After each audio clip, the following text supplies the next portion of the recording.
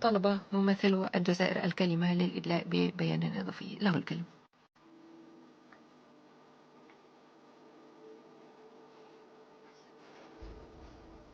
شكرا حضرة الرئيس.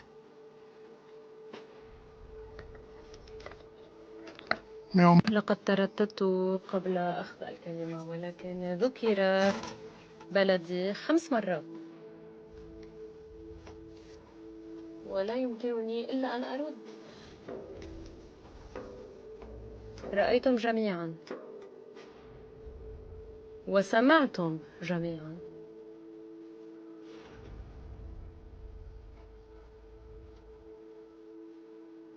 كيف تعمد ممثل إسرائيل استهداف بلادي وبلادي فقط الجزائر.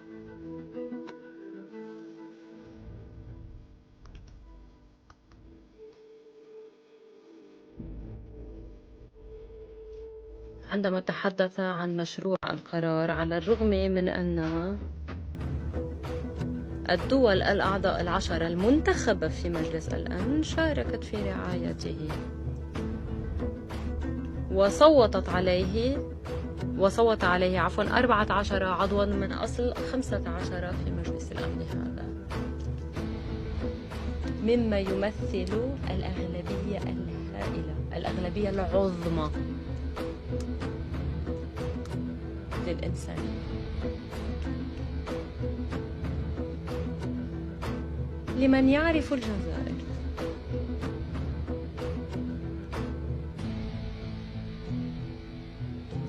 لن يتم تخويفنا أو ترهيبنا. في الأسبوع المنصرم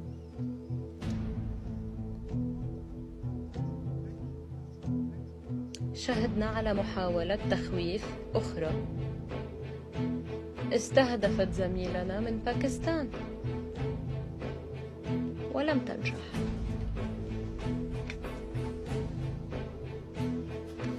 أود أن أكون واضحا تماما.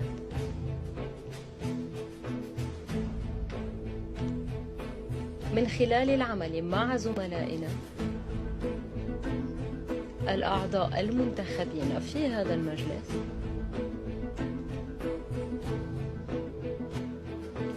تمثل هدفنا الوحيد في التخفيف من حدة معاناة الشعب الفلسطيني في غزة. هذه معاناة لا يمكن للعقل أن يتصورها. المدنيون يتعرضون للقصف،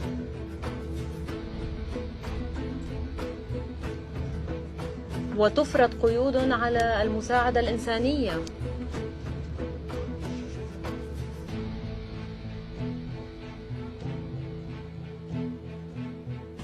والمجاعة تنتشر، والإبادة الجماعية ترتكب. ونشعر جميعا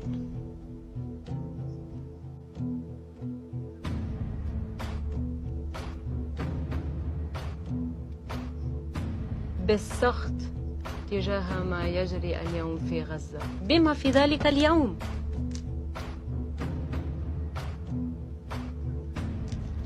السيد الرئيس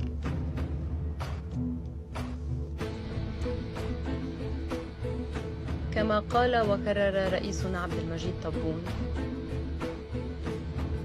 ستقف الجزائر إلى جانب الشعب الفلسطيني إلى حين أن يتمكن من الاستفادة والتمتع بحقه بتقرير المصير، إلى حين أن يتمكن من التمتع بحقه غير القابل للتصرف بإنشاء دولة مستقلة عاصمتها القدس الشريف. كل ما تبقى